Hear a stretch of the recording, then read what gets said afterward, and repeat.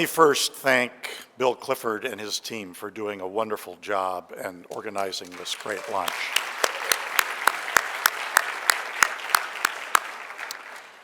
I am honored to introduce Secretary Hagel, a statesman who has transcended partisan politics throughout his life. Indeed, Secretary Hagel is quoted as saying, "Each one of us who has a responsibility of helping lead this country needs to reflect on what we think is in the interests of our country, not the interest of our party."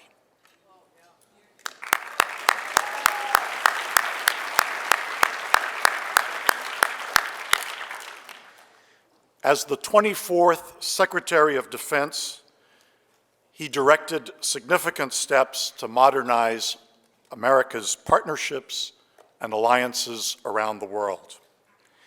He is the only Vietnam veteran and the first enlisted combat veteran to serve as Secretary of Defense.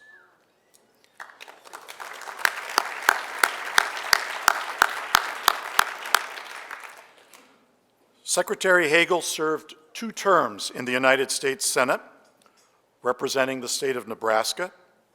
He was a senior member of the Senate Foreign Relations and Intelligence Committees. He also served as the chairman of the Congressional Executive Commission on China and the Senate Climate Change Observer Group. Prior to his election to the Senate, he co-founded Vanguard Cellular Systems, a publicly traded company. He is the author of America, Our Next Chapter. To engage with him in conversation this afternoon, we turn to the Foreign Policy Association's fellow, Sarwar Kashmeri, whose latest book, published in FPA's Centennial Series, is the bestseller, China's Grand Strategy, Weaving a New Silk Road to Global Primacy. Please join me in welcoming Secretary Hagel and Professor Kashmeri.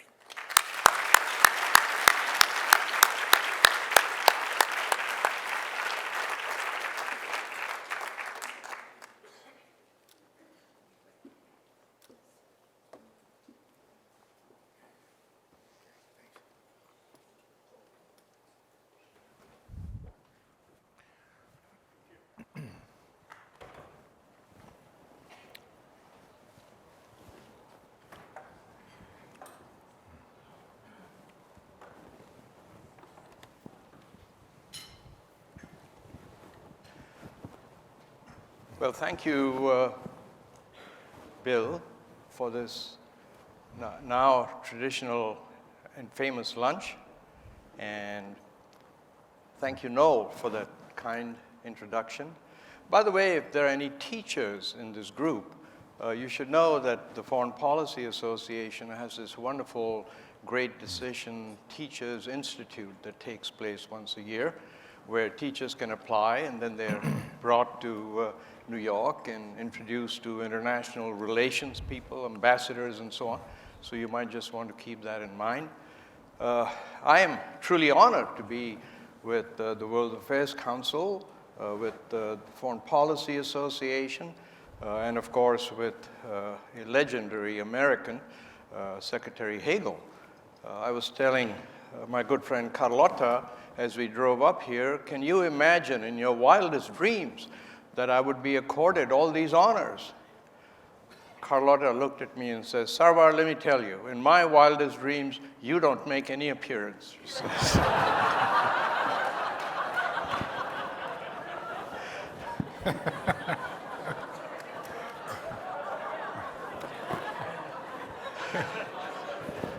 How true.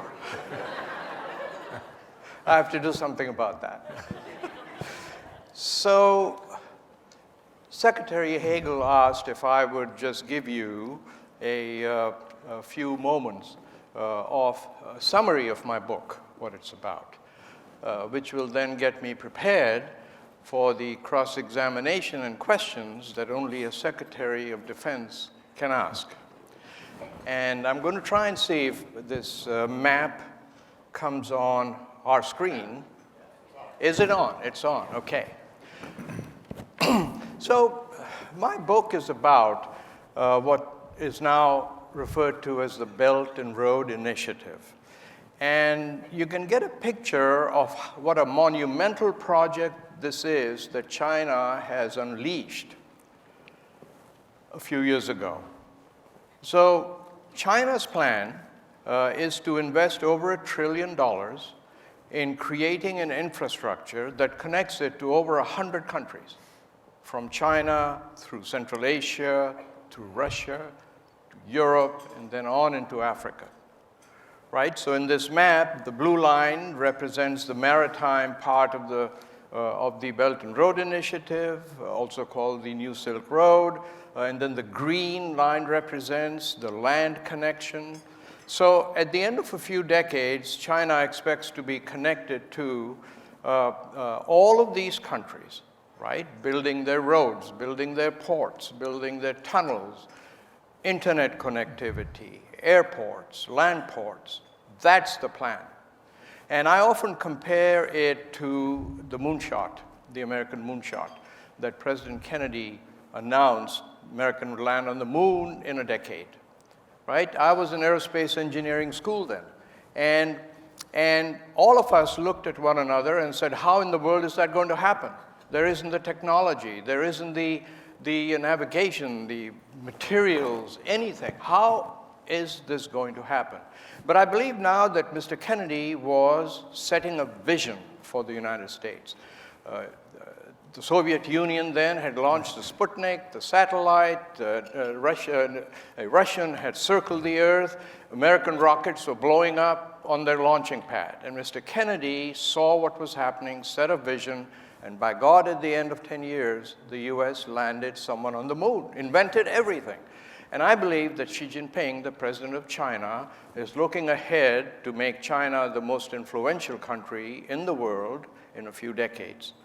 And he has set this path for his country, men and women, to make this happen. That's what I believe of the Belt and Road Initiative. And I've mentioned this to Secretary Hagel, that I believe also that China's following a three-part strategy. The first part was to get rich. The second part was to make its coastline as inviolable as it could from the American Navy, especially the nuclear-powered attack carriers. And the third part is to make it the most influential country in the world, which is this, Belt and Road Initiative. And let me see if I can advance this one more.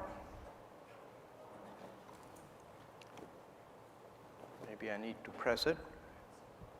And so here's just a picture of the Belt and Road Initiative and the investment around the world. And you'll see in the light blue, the countries that are part of the Belt and Road Initiative, right? And I want to just show you one more picture, which is this. This is the new deployment as of this. The Pentagon, by the way, every year puts out a report for Congress on Chinese defensive capabilities and offensive capabilities. And this is from that report. So it shows where the Chinese bases and weaponry now is. And as you can see, they're mostly on the east and the south. The Pacific is on this side, and so that's where this is. And most naval experts now say that it would be very difficult for an American aircraft carrier group, which is how America projects its power, to get within 1,000 kilometers of the Chinese coast, right? So that's why I wanted to show that. I'll just take this back to the Belt and Road map, and we leave it there. And so, Secretary Hagel, what bothers me is that China is thinking all these decades ahead. They're thinking where they will be 30 years from now. You might know that in the last 25 years, China's raised 750 million people from abject poverty to lower middle class. Never happened in recorded history. 82% poverty rate is now about 3%, and they intend to hit that 3% over the next 10 or 12 years. So I think about where they are versus where the United States is, and wonder why the United States is not engaging even more, why the United States doesn't have a grand strategy. And it's not that America is going to disappear as China becomes the richest country in the world. We are much too big. Our markets are too large, right? We're very influential. Technology, universities. But where is that vision? Where is that look forward, which I think is badly needed? So that's kind of a summary of my book, and please feel free. Noel kindly said, buy a copy. I'd like to change it and say, buy 3 copies. But, let me just stop there, Secretary Hagel, and see if I may turn it over to you. Sarwar, thank you, and thanks to the World Affairs Councils who are represented here. I have always believed the World Affairs Councils are essential institutions in communities because you provide information, dialogue, opportunities to help educate, inform, and discuss the big issues of the world which affect the United States every day and are affecting us more and more, and certainly will the future. So thank you all for what you do. I mean, it's important, and I've spoken to a number of your organizations around the country, and every time I speak to one of them, no matter where it is, I'm more impressed with the kind of activity you have and involvement by community leaders and your educational institutions. So thank you for having me. I'm here to support our famous author in any way I can. I've known Sarwar for 20 years. When I was in the Senate, I always was informed more after he came in to give me his take on whatever the issue was, and valued that very much and always appreciated those years of guidance and help that he gave me, as well as when I was Secretary of Defense. So it's a privilege to be here to help Sarwar. He's a struggling author, and if you can buy his book, that's he looks rather dashing, but he's very insecure, really. And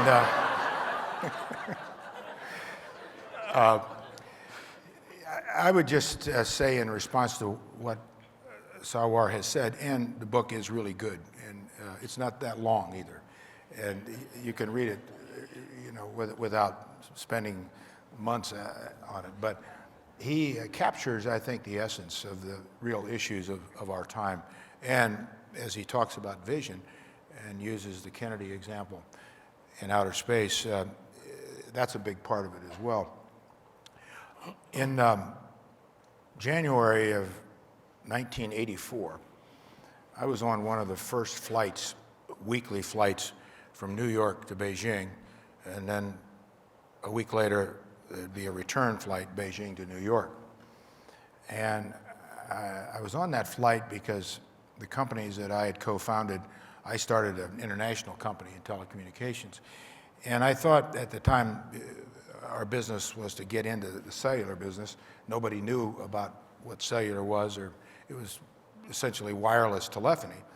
But I thought always that cellular, wireless telephony, would be a spectacularly important leap ahead for developing countries. No infrastructure costs, no poles, no lines, so on and so on. And that we should start with China. So I took 2 Motorola engineers with me. In those days, Motorola was the only one that manufactured the cellular telephone at the beginning. Many of you remember that it was the size of a brick.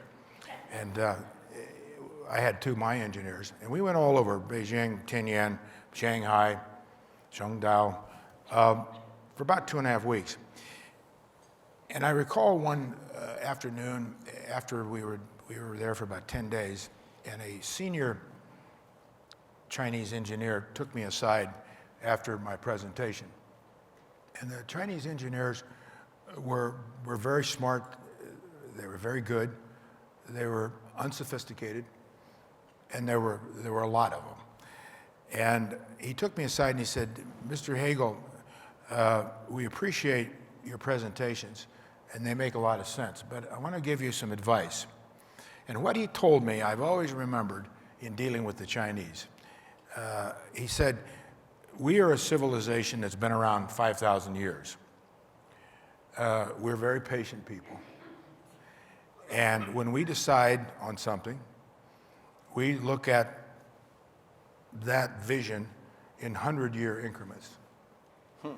And history will condense that the further out we get." But I've never forgotten that, what he said. And it really applies to everything they do.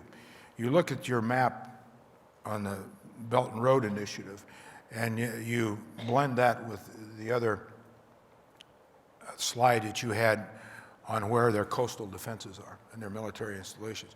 Well, they're obviously integrated, and all nations, especially the United States, integrates all its powers and its instruments of influence: economic, military, intelligence, alliance, statecraft, trade, and you bring those things into an integrated foreign policy, trade policy, security policy.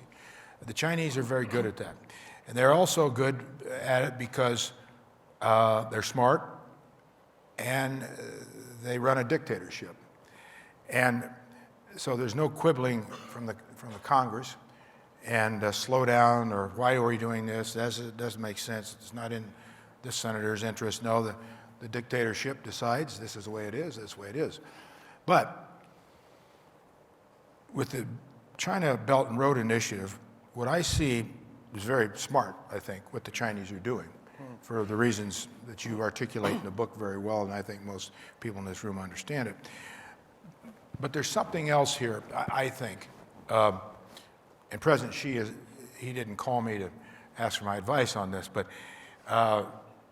they see that a dictatorship is going to be hard to sustain in the kind of free market world that they entered about 30 years ago and have prospered in, have done very well. But the lines on the graph are going to and are approaching each other.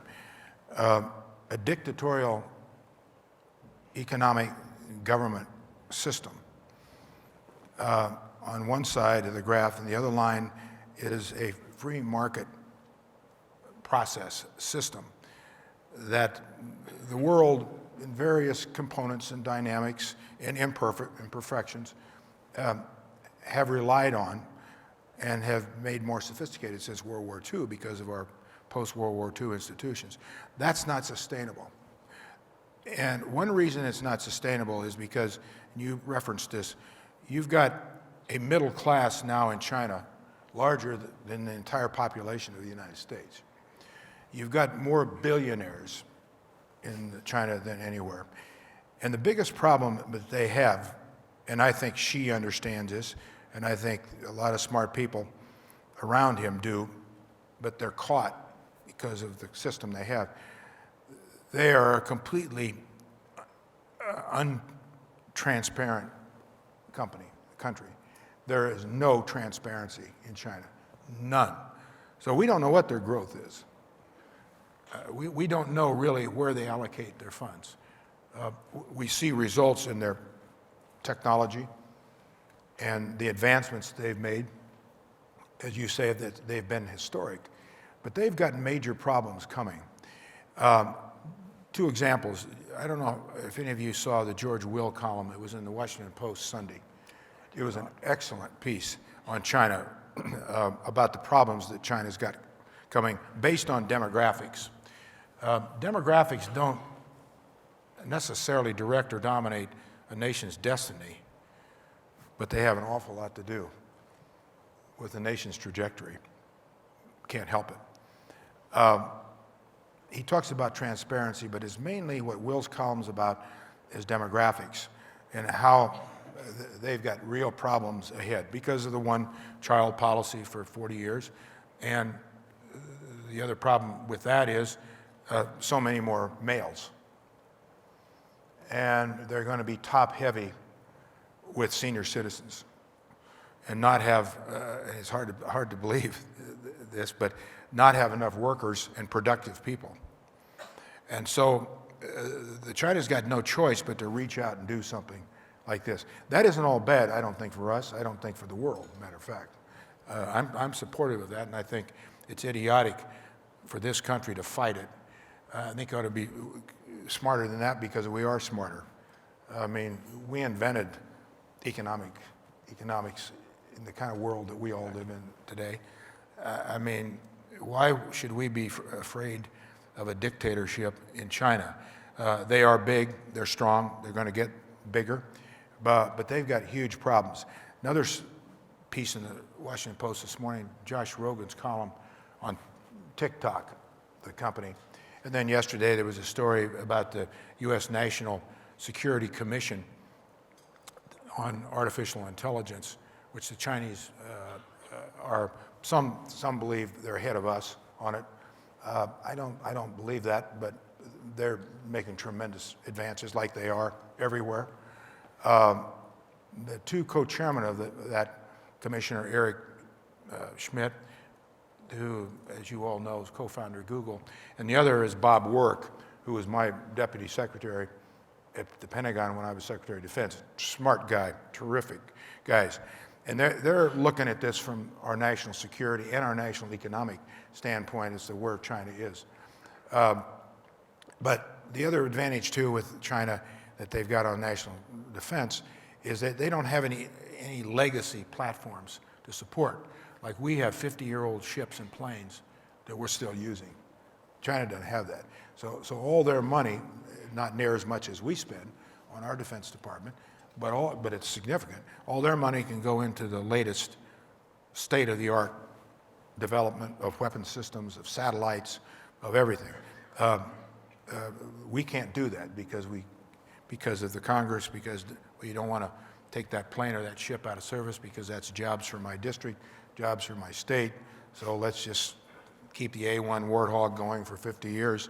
And yes, it was a damn good plane 30 years ago, but it can't rival what the Chinese have today, or anybody. So the reason I throw all these in is because I think, and you help explain this, I think, Sarwar, very well in your book, there's so many complications to this and so many other dynamics afoot and always are in play, just like our system and our country, because the world is so complicated. And I would add one other thing. When you look at the demographic situation of China that Will talked about, we're going to put, according to demographers, 2 billion more people on the face of the earth in the next 25 years. Well, if we're not doing a particularly good job now sorting all this out, how in the hell are we going to improve it with 2 billion more people? When you look at climate change and clean air and clean water, pandemic health issues, aside from military economic policy, I mean, just the human being's needs. And after all, when you can define it all down, we're all the same. We're all human beings, and we need clean water to exist and all the other things. So I think this Belt and Road Initiative is a responsible approach. I mean, it is to accomplish everything you said it was for the Chinese government. They're not doing this because they're benevolent dictators. They're doing it for a very clear reason. But if we're wise, we can take advantage of this.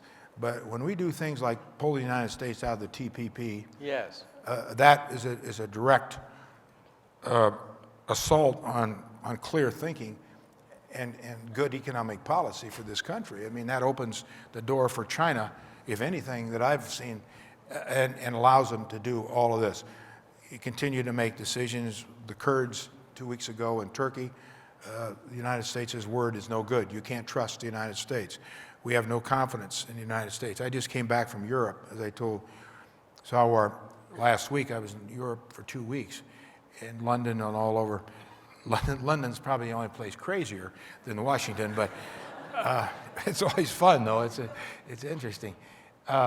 Boy, we've really suffered a terrible setback, not just because of the Kurdish decision, but the last few years, the decisions we've been making America first, America first. You're all freeloaders. You can go alone. Why do we need NATO? Why do we need alliances? That is so dangerous to this country and plays right into the hands of the Chinese. So that's more than I wanted to say, but I just wanted to kind of embroider a little bit around what you said, Sarwar, and really endorse again your book, because I think your book really clearly points out these issues and then talks about how do we work it from here. So if I may, there are two arguments that I make I'd love to get your take on, right? One of them concerns alliances, and the other one concerns the system of government. So the idea behind China, as I understand it, is there are 130 countries, Central Asian countries. Many of them are poor. Many of them are landlocked. And so what the Chinese are saying is that, look, you'll get rich, we'll get rich, your standard of living will come up, right, to all of these countries. And we're starting to see some results of this. In the first 3 years of the Belt and Road Initiative, about $9 trillion worth of business has been done between China and the Belt and Road countries. Give you another startling statistic. 3 years, China has used more concrete in these projects than America has in the entirety of the 20th century. That's how massive this project is, right? So my question, Secretary Hagel, is this. So if you're a family living in one of the stans, Uzbekistan or whatever, and you don't have enough money to eat, you're poor, as are most of your country people, you can't take a vacation, send your children to college, and along comes someone and says, look would you want to trade this for a free press, for free elections? You'll have all your children, they'll go to college, they'll take a holiday, you'll take a holiday, you have health. I submit it would be a very difficult question for people to resist, right? So that's one. And I know that since Bob Zelek's time, right, we've always said they'll become like us when they become rich. Well, they haven't so far. Maybe they will. Right?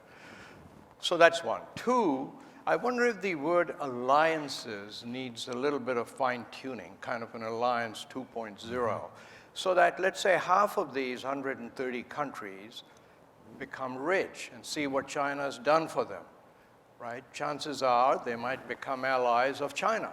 We seem to think of alliances, maybe I'm wrong, as more a military situation. But here, if you have 60 countries that become allies of China, that changes the entire formula equation paradigm. And I wonder if you could help me in those two and just tell me what you think. Well, I agree with the premise, Sarwar, both of your points. Let's start with the second one first point. What's happened in the world, and it certainly happened here in the United States. I think the presidential election in 2016 was a direct result of it. We have seen the confidence and the trust in our institutions erode over the years. Confidence and trust in our leaders, that they're telling the truth, they're doing the right thing for all of us, for the country. Not that they're crooks, not that they're dictators, but we're seeing a disparity between the lower middle class and the rich. I mean, I work a lot with Gallup, all those numbers, but polls, you're seeing more and more disparity in this country, and it's widening. And social media has really segmented the United States. I mean, you lock into certain social media platforms, all the networks, radio talk shows, you kind of fasten on to whoever your person is or whatever. It's not thinking, well, the institutions failed me. I'm not doing as well. The other guy is getting richer. And we see that here in the United States. I mean, our politics is so polarized today, and I think that was the beginning with it. I've never thought that Trump was the cause of anything. I thought he was, I have thought he's the consequence. The consequence. Right. Now, what he's done the last 3 years, he's built on all that in that polarization. Yes. And he continues to do that. We've never seen a president do that before. But then you look at China and what China's doing. And your point about why do you need a free press, China says to Tanzania and Indonesia and these other countries, and some of these other frivolous libertarian democratic values. What do they mean? They don't feed your families, do they? Well, no, they don't. Well, we've got a better answer. And they're very smart how they do this. For years and years and years, when I would go to countries, I was on the Senate Foreign Relations Committee, not so much as Secretary of Defense, because when you go into Secretary of Defense, you can't get out and see anything. I mean, they've got you locked down. But as a senator, you can. And when I'd go to these countries, I'd see a new hospital or a new soccer stadium or a new road. I'd say, where'd that come from? In these poor countries. Oh, our friends, the Chinese, built it for us. Oh, did they? Yeah, the Chinese are our friends because they don't have military here. They haven't asked us for any military help.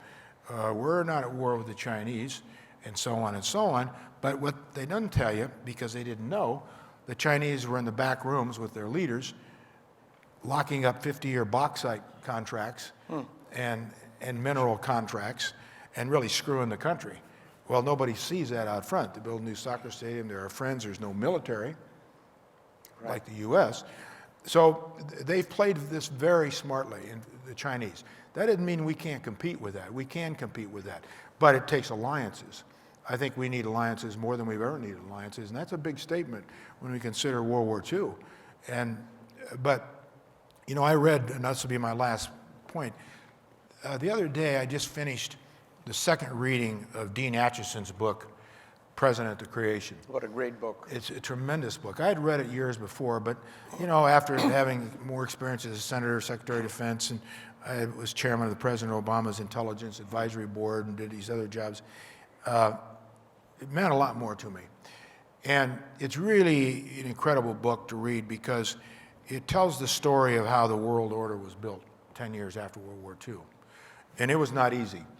I mean, the Germans hated the French, and the French hated everybody, and I mean, the British didn't trust anybody, and how Rusk and Truman and all these guys were able to make this happen.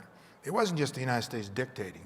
Acheson and all of them that were involved, they worked with people, Adenauer and Schuman in France. Marshall. And Marshall and Churchill, and those who came after Churchill. It was quite a deal, but when you read it, you understand why, so clearly, why they built that world order. They built it on common interests. These were coalitions of common interests that focused on the common interest of all nations first. Not that we didn't have differences, big differences, but they understood that it took a platform of common interests to then work from to get to differences, because trust was involved, confidence was involved, and all the things that go with that. So NATO was a beginning of collective security, United Nations, IMF, World Bank, General Agreement on Tariffs and Trade, which is now WTO, and it's worked very well. So the bottom line for me is, and the point you made, is the world is now reviewing that. And the world is saying, I'm not sure that worked that well. You're seeing it in every Western democracy in Europe. Look at Brexit, Germany, France, Right. Italy. You see, even more pronounced in Poland and the post-Soviet order, Hungary, moving toward dictatorships in those countries. And boy, that's dangerous. And I think it's because they have lost confidence, these people, including the United States, in all our institutions. And when President Trump says, why do we need NATO? Why do we need everybody else? We're the #1 country in the world. We're smarter, we're better, we're richer, we got the best military, so what? Well, my answer to that is, Mr. President, I think now is the time we need them more than we've ever needed them. How true. Because there is no nation on earth that good, that powerful to fix these problems. So, again, you're managing and mingling of all these big issues in that book, I think, is pretty significant. Thank you. And a quick one, I see we are set up for questions. I wanted to ask you, I remember talking to a senior official during the Bush administration, and I'm sure the same theory holds now. I said, why doesn't the United States have a grand strategy anymore? Why didn't have what? a grand strategy Oh, yes. anymore. Because in the Soviet Union days, we had containment. And it took 30 years for the Soviet Union to collapse. We followed that strategy through thick and thin. Things had to change. You can't just blueprint a grand strategy, you weave and duck and so on. But 30 years later, the Soviet Union collapsed, our biggest competitor, without us firing a shot. So some people say that China is an authoritarian country, therefore they have the strategy that they can follow. But the US followed the containment strategy over 30 years. So do you think, why has nothing happened after the containment to think long-term strategy? Is there a quick way to explain it, and then we'll open it up for questions? I think you're the only one who can give a quick answer to that. Well, I don't know about that, but I do know you're mistaken when you ask a former senator, is there a quick way? I'm still living with those bad habits that I picked up, but I'll try briefly. I think we're living in a world of 20 years ago, 25 years ago, our policymakers. And you said something in your remarks about adapting and adjusting institutions. No institution stays relevant to the challenges of our time forever in the same state or the same way they were founded. Perfect example is we have 27 amendments to the Constitution of the United States. Why is that? Well, we didn't get it all right the first time. Half the people in this room couldn't vote 100 years ago. So we've made 27 adjustments to make a better world, to make our country better. And we're still working on things. But we have this amazing self-correction capability to do that.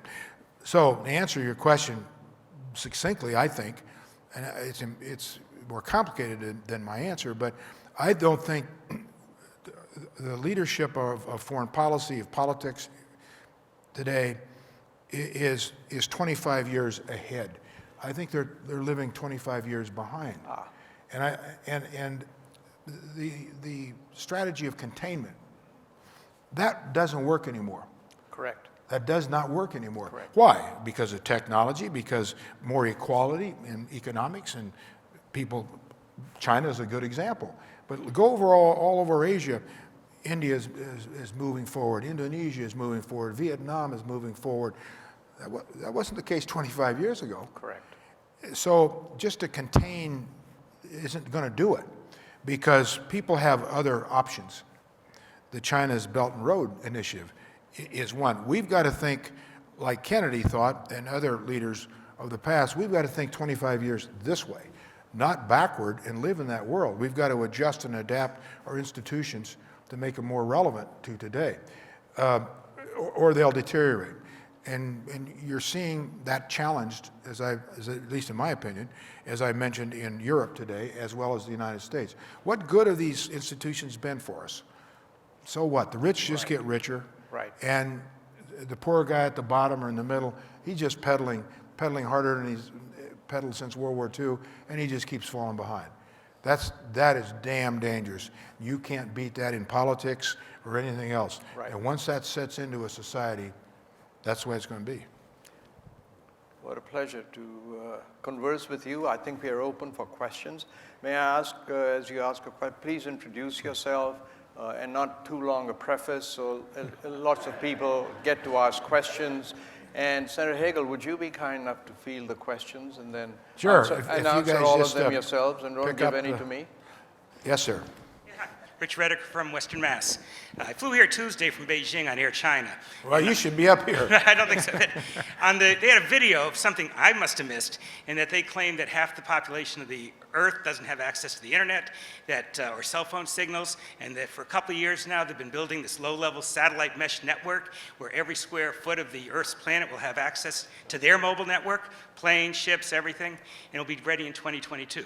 I never heard about this before, whether it's true or not. It was everybody in the plane saw it. What do you know about that? That seems to be a huge security risk when all of our communications goes through China.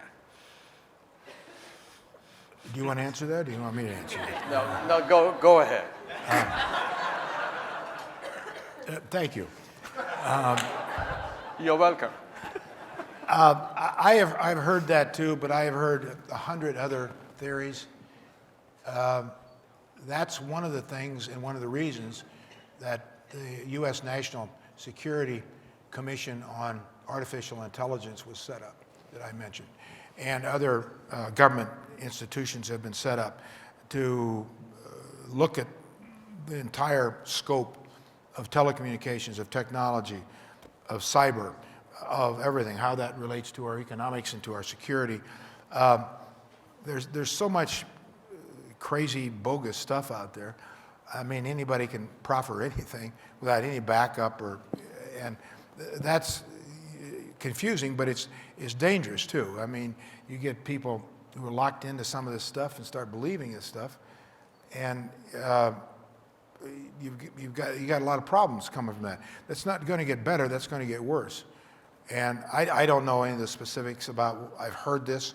I don't believe it, but we'll wait till 2022.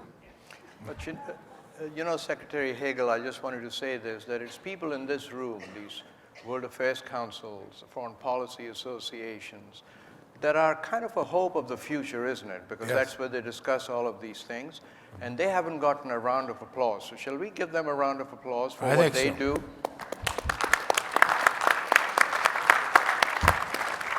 Please. And they're a good-looking group. They certainly are. Well, I Yes. don't know about that, but I'm Steve Lackey from the Pittsburgh chapter, and Senator, I have a question relating to Hong Kong. I had the pleasure of working in Hong Kong for 6 years, left in 2017, and what you're seeing today in Hong Kong reflects a number of different issues. It's not only just China, but certainly the increasing influence of the Chinese system onto Hong Kong is a paramount concern. We've seen marches of over 2 million people, peaceful marches. More recently, though, it's been more of a violent confrontation between a core group and the police. What do you think should be the role of the United States in this issue, and what do you think that China is, how is China going to handle this situation? In my mind, I think they're perplexed. They don't really know what action to take. But I look forward to your comments. Yeah. Well, I'll give you an answer, and then Cash may want to answer this too, since your book is about China. Yeah, but you don't have to turn it over to me. You can take all of them. No, I think they want to hear from you in order to decide whether they're going to buy that damn book or not.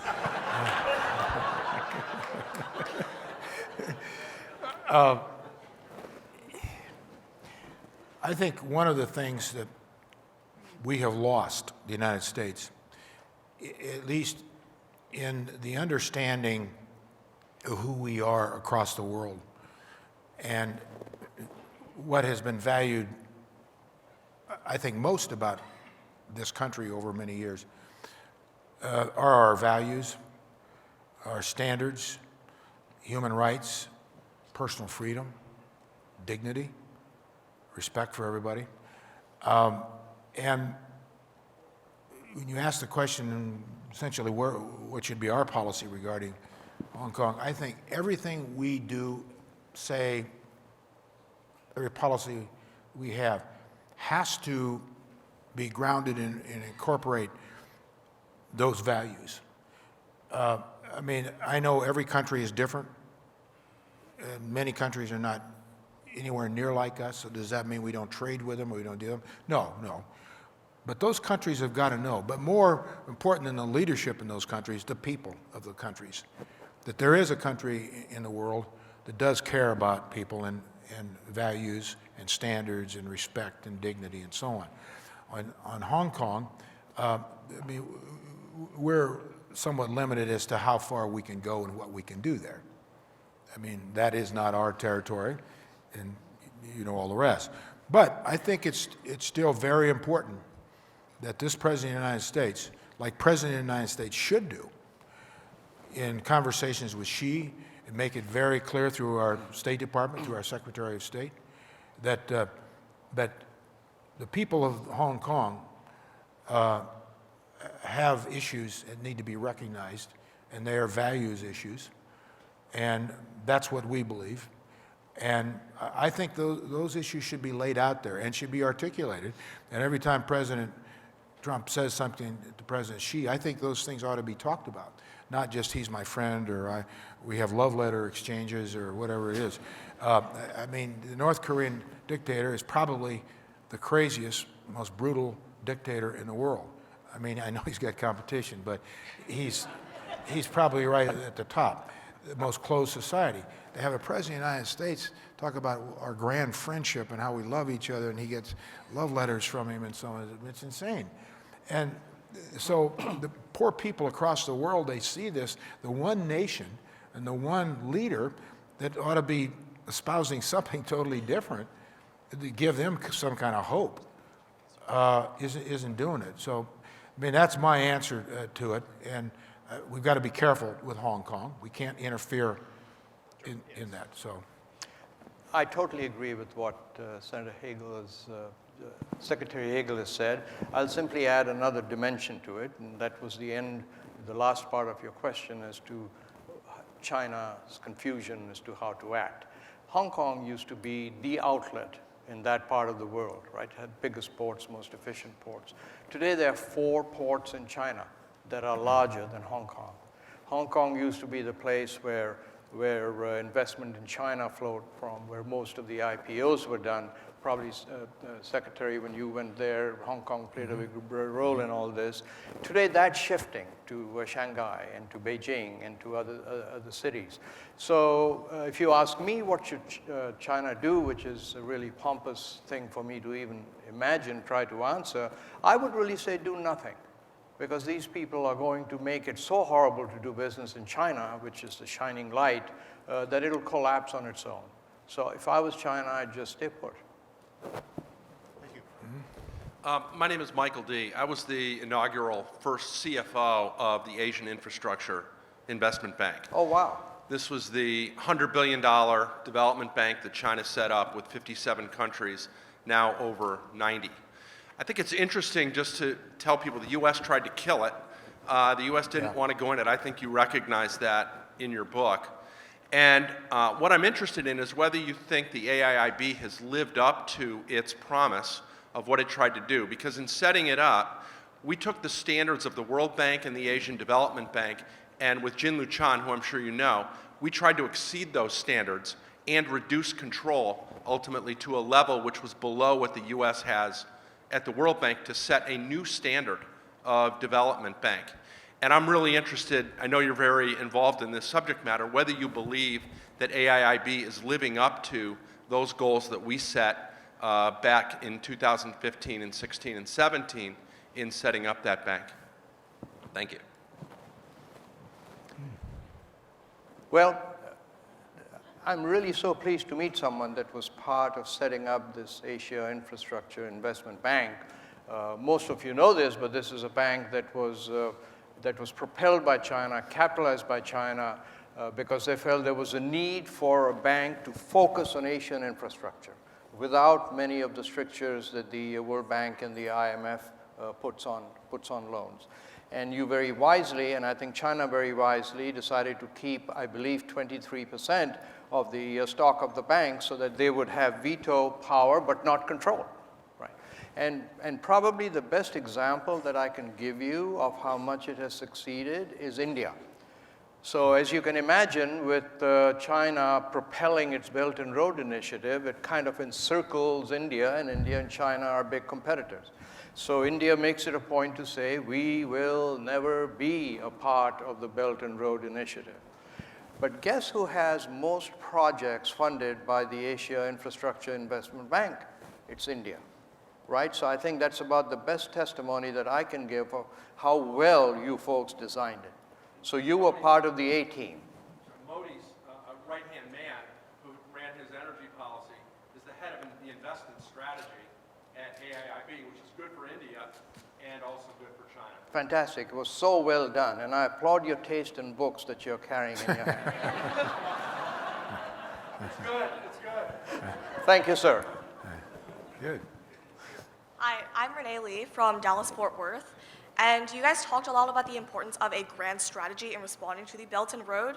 And we've actually seen a lot of alternate investment plans from, for example, India, the EU, and Japan. And even the US has invested a lot, like $113 million into a lot of Southeast Asian countries as a response. So where do you envision the success of these projects in the long term in competing with China? And what implications might that have on like geopolitical tensions or possibly even conflict? Well, I think the United States and the West have to respond to this in a way, what's the alternative? When we pulled out of the TPP, for example, and I talked to many of those Asian nations and Pacific, South American on the Pacific, all of their responses were the same. Now what happens? I mean, what are we supposed to do? You've given us no options, no alternatives. The Chinese went right into that open door on TPP when we abandoned it because there was no alternative. It's the same thing when you ask the question, what are we doing? Well, you can't force issues, you can't force policies, but it goes back to what Sarwar talked about earlier about grand strategies. I mean, surely we've got a lot of smart people in this business, and the government can command anybody because it's our government to help us. I mean, come on, we can't develop a grand strategy that gives alternatives to these countries? So we just, rather than try to do what we should be doing, what a government should be doing, what leaders should be doing, and why we have these different departments and agencies, we become lazy and just say, well, we're going to try and stop it. We'll be against it, that bank, for example, or the Asian bank, or the China's Belt and Road Initiative. That's the way we'll handle it. We'll just be against it, stop it. That's not an answer. That's not an alternative to those people. Comments that Sarwar made earlier about, would you rather have a free press and some of these other liberties, or would you rather be able to feed your family and maybe have a future in your family? Well, I don't think you take too long to make that decision if you're these countries around the world. So we just are flat. We haven't shown leadership in the world. We've abandoned the world. We've abandoned our role in the world. We've abandoned leadership. And if the United States gets to the point, and I think this is where Trump wants to take us, where it's just too heavy a burden for America to lead the world, we're in a lot of trouble. Because the reality is, it's not too heavy a burden. Every burden that we have had to handle and carry, so-called, in leading the world since World War II has significantly redounded to our benefit. Significantly redounded our benefit. One last point on this, as former Secretary of Defense, we couldn't project the power we project around the world without our alliances with our allies, because countries wouldn't let us put troops there, have ports, harbors, runways, maintenance hangars, anything we want from our alliance partners. So we project power all over the world. If we didn't have those alliances, that's just one little thing. The world would look a lot different today, a lot different. All I want to add is something my mother always taught me as I was growing up, that if you ever think you've become indispensable, put your hand in a bucket of water, and when you take it out, the hole you leave behind is how indispensable you are. Thank you for your question. You know what de Gaulle said about indispensable men? No. Graveyards are full of them. Thank you. Say that into the microphone. The graveyards are full of indispensable men. The graveyards are full of indispensable men. And de Gaulle said that. De Gaulle said that, yeah, right? of all people. All right, yes. So my name is David D. I'm from the Dallas chapter. I'm curious, obviously the Belt and Road Initiative weighs heavily on both of your thinking and on the thinking of many people watching events in Asia. But it does strike me as a policy that has significant risks to China, both domestically in terms of the politics of sending resources overseas during a time of economic slowdown, massive debt loads to unreliable countries, and international risks in terms of the backlash to the corruption involved, lower quality projects, which has led to, as was mentioned earlier, some of the alternatives rising up, where I believe now in Southeast Asia, Japan outspends China on infrastructure by something like 50%. So I'm curious, to what extent do you see those challenges within the Belt and Road Initiative rising to the level of serious risks to China, and how can the US and its allies produce a high quality, high standard alternative in the same way Japan has done in Southeast Asia? I'll take the first crack and then you can follow up. I think you're right, by the way. The vulnerabilities and the cracks in that strategy, for some of the reasons I mentioned earlier in my comments, using the graph theory and so on, and the financing of it, corruption, we haven't even talked about corruption, endemic in China, corruption. No transparency, so we really don't know what they've got. But the risks of failure here, I think, are very significant. China is no 10-foot monster, and a lot of people have built China into that. Because when you start to analyze it, and I mentioned some of the pieces, I mentioned the George Will column, but there are a lot of very well-written, very informed pieces of analysis on China. They got a lot of problems coming, a lot. They got a lot now, but they got a lot more coming. So I think your take on this is correct about some of the cracks and vulnerabilities and problems they're going to have. I said earlier that you can't force these things. Even the United States can't force them. They've got to make sense, but you got to have a global strategy to present. And then from that, then you work it down into the next orbits of each of those minor strategies that fit into the overall global strategy. And that's when you start breaking it down into Asia-Pacific interests, infrastructure, whatever it is. You just can't put billions of dollars, slap it out there and say, okay, this is our answer. That won't work either. We know that through history. But again, I keep going back to the same theme. You've got to have thinkers. You've got to have leaders. You've got to have people who have vision. You've got to have all that. I know that may seem outdated to some people, or just political rhetoric, but it's not. I mean, it's the reality of great peoples, of great nations, of great companies, of anything that you do significantly. Each one of your World Affairs Councils start from some strategy. You've got to have leadership to implement. You've got to have thinking. It's no different from starting a shoe company or whatever it is. So I think that's what we just don't have, what's missing.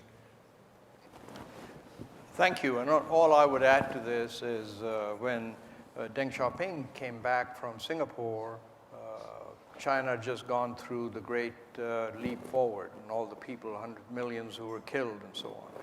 And he talked, so the story goes, is that he talked to Lee Kuan Yew, the founder of Singapore, and he came back and the next morning went on television and radio, and he told the Chinese people, guess what? I'm paraphrasing. It's great to be rich. I'm going to open up the economy. And that's when this whole business started of China moving ahead with entrepreneurs and, so. But he told his people, he said, listen, when you cross the stream, I want you to remember this. I want you to feel the stones as you cross the stream. If you take a step forward and you find your foot gets cut, change your direction a bit. If it gets cut, change your direction. Don't forget you're going to the other side of the stream, but take those corrective actions. And I'm simply reflecting what Secretary Hagel said earlier about the United States having this corrective system built in. Well, I believe China now is trying its best to have that built in too.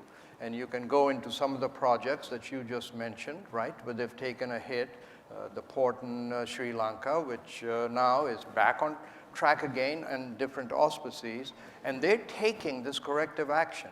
And all of it, to me, ties to having this long-term policy, because as was the policy of containment, you know, it went on for 30 years, and it wasn't a blueprint, static blueprint that the United States could follow, right? There were things happening in Italy, things happening in Portugal.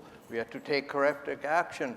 But the basic idea was, don't worry about picking a war, because this is, in Senator McCain's favorite phrase, it's a bankrupt gas station, right? So they're going to collapse on their own.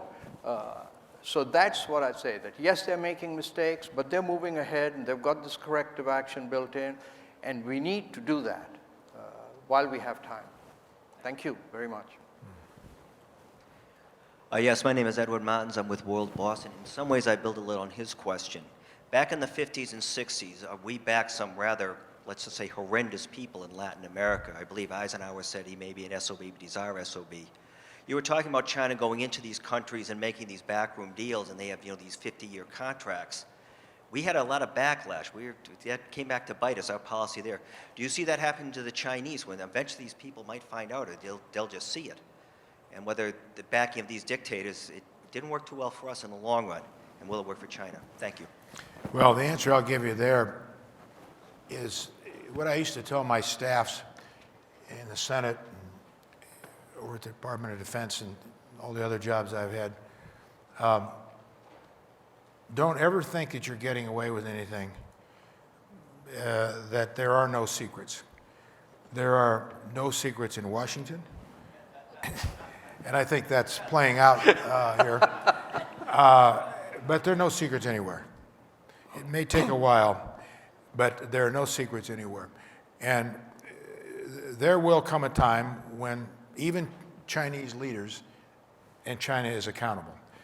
Accountability is the dynamic that is both the great curse of mankind and the best virtue, maybe, of mankind. Accountability. We're all accountable, all of us, and governments are accountable, leaders are accountable, people who make policy are accountable, and so it all does play out.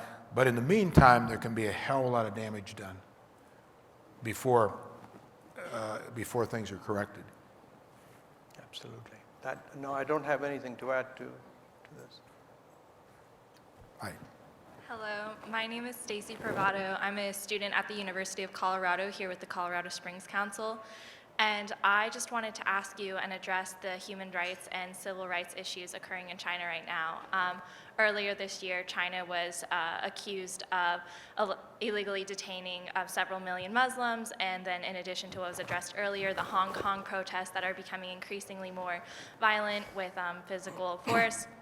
I wanted to ask you, with China's government and their grand strategy, to keep moving forward to be a stronger economic and political power and influence within the global economy, do you think that China will need to have a more unified unified population front with religion and economic status before they see long-term sustainable and successful success in being the force they want to be? Thank you. Thank you. Really important question.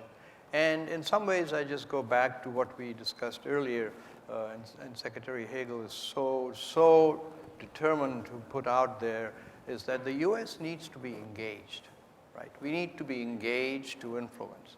We need to be engaged to make a difference, right? I mean, I always make it a point to say, when I lived in India, where I grew up, I wanted to come here because I thought I was an American before I came to this country. Right? And why was that? It was because of what this country stood for, all of the advanced technology, all of the human rights issues. And that was because we were engaged. I got engaged through the United States Information Service, which doesn't exist anymore because we wiped it out, right? Yep. And so a lot of what you're saying is part of engagement. I mean, obviously, they run their country. We can't run their country for them. And we can't say, hey, this is terrible, don't do it. The million Uyghurs that you talked about, it's awful what's happening to them, right? But how do we just get up in the middle of the night and say, hey, stop it. You can't do that because we are America. I'm ordering you to stop it. Or send out a tweet saying stop. You know, it doesn't work that way. So let me just connect that back to engagement and how forward-stepping we need to be with the world. Thank you. Thank you. Hi. Yes, hi, my name is Lisa Falsco. I'm with the Alaska World Affairs Council, and I'd like to thank you for this really interesting conversation. What surprises me when we talk about the Belt and Road Initiative is it doesn't include, at least from the maps in our conversation here, the update that was done by the President of China 2 years to include the Polar Silk Road Initiative, which he added to this whole pathway. And we see that in Alaska coming very clearly. China's putting their influence on wanting to decrease times to ship to Europe by going over the Arctic. It cuts off 10 days in their travel instead of the Panama Canal. And they're doing a lot of efforts to make this Polar Silk Road Initiative part of their whole belt. And I was wondering if you could give a little bit of comment about that and what that means, not just from an economic standpoint, but also a security standpoint and an opportunity for Alaska and the United States of America, since this is in our backyard. Well, I'll start it, and you probably I'll have take some over. comment. Yeah. Well, from a strategic viewpoint, the 5 Arctic nations, which China is not one of. What's that? They call themselves the near Arctic. The near Arctic. They are right now engaged, as you know, in probably next to the Russians, the most sophisticated network building up in the Arctic of anyone. We're, the United States, way behind everybody. When I was Secretary of Defense, I announced the first Arctic National Security Strategy in Newfoundland in November of 2013. We'd never had a strategy, a defense strategy. And I announced that, and then we built from that since. But the Chinese are in the process of building, have built, I'm sure you know this, more state-of-the-art icebreakers, ice cutters than any country, including the Russians.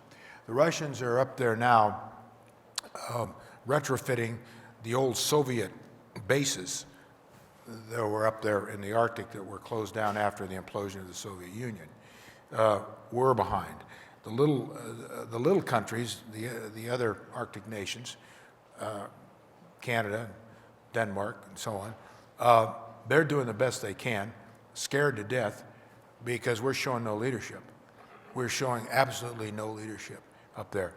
And we're going to pay a high price for this, not just in our defensive capabilities, strategic interests, but in economic interests. Just as you say, we're opening up new corridors, sea lanes that are going to be very important for the next 50 years and beyond. And we're going to be at the tail end of that. The Coast Guard, which has responsibility for all that coastline, they don't have one state-of-the-art ice cutter. Our military doesn't have any of them because it's the Coast Guard. It's got that responsibility. So we don't even have the lines of authority right in our defensive capabilities up there. You want to add anything? And just to build on what Secretary Hagel said, I was with a panel that included a Danish member of parliament at the Naval War College talking about this very issue. And he told me during the break, he said, you know, people don't realize, but Denmark is about to become a Pacific power as the climate changes take place, because we'll be able to head directly over there. And I made a light remark saying, of course, there's no such thing as climate change. And the person thought I was serious and started giving me hell. And I said, no, I'm just making a joke. So I couldn't agree more. Again, it goes back to leadership.